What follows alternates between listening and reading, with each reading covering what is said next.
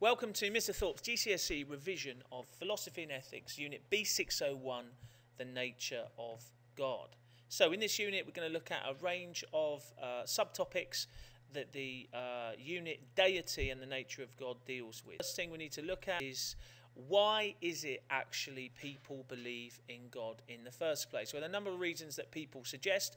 All of these reasons will have counter-arguments, but at the moment we're just looking at seeing what the reasons are people believe in God. The first one is the idea of the first cause. This means that there must be a reason to begin everything off. Some people say the first cause is the Big Bang, but then you have to ask the question, well, what caused the Big Bang?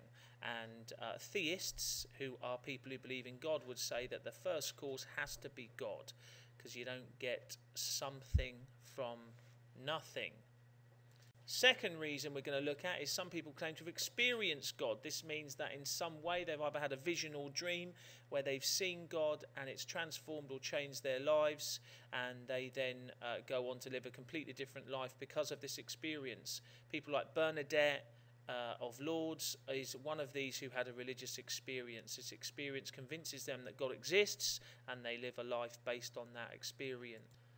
Guilt. We all have an inbuilt sense of right and wrong. This is known as our moral conscience. Some people believe that this is like the voice of God, or God's voice working within us. And finally, the design argument. The world is so perfect it must have a designer. This was William Paley's idea, the pocket watch idea, that when you open a pocket watch, you look in the back, you see all the different working parts.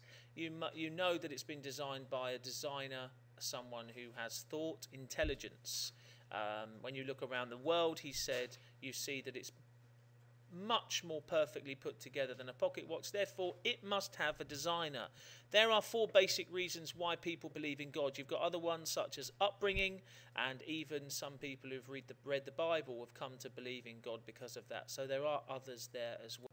Secondly, what do Christians believe about God anyway? Well, the first thing is Christians are monotheists, but they believe in something called the Trinity, which is called the Father, Son, and Holy Spirit. Trinity, tri, means triangle, three. This basically means they are three forms, but the same God.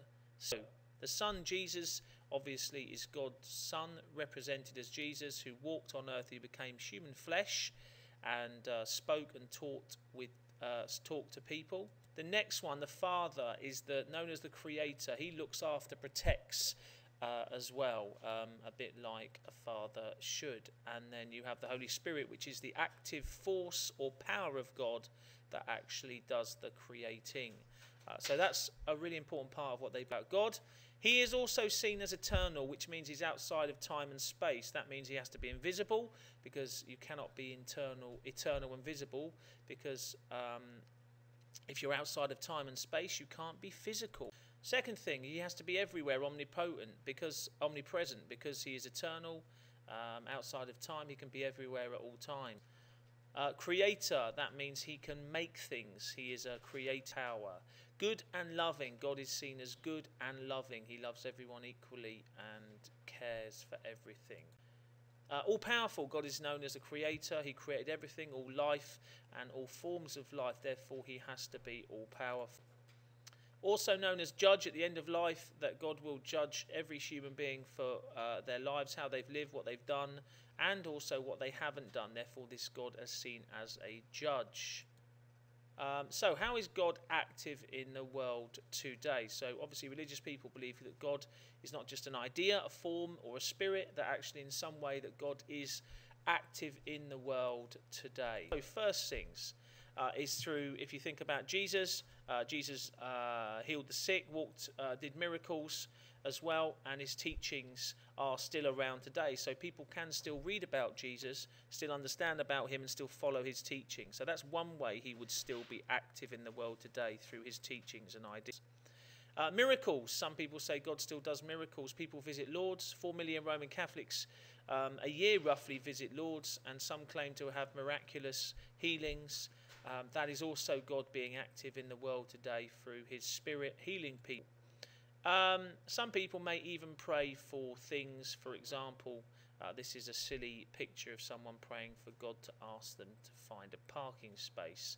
But people may pray for God to get jobs or help others, and they may feel that God does that in some way, shape or form. Finally, through the Trinity, God is active in the world, because obviously the Son, Jesus, his teachings are around. People can still read about them today and still act on those. God's Spirit is still at work in the world, working through people and an active force within people. And obviously the Father, the Creator, they believe is the one that sustains everything still today, that keeps everything going. So through the Trinity as well, God is active in the world. Finally, also the Bible. All of these ideas, or a lot of these ideas about God's nature, have come from the Bible. So primarily what God is like is ideas that are found in the Bible, the Creator, Jesus, even ideas of the Trinity, although it's not mentioned directly. The idea of the Trinity, Jesus, the Spirit and the Father, is seen in the Bible in different places. And obviously the Bible is an important book. Talks about God, talks about Jesus, and talks about why people should believe in God, and even things about what happens after life, such as heaven and hell, and how people should act. So there is a brief summary of the nature of God and the topics involved with the nature of God.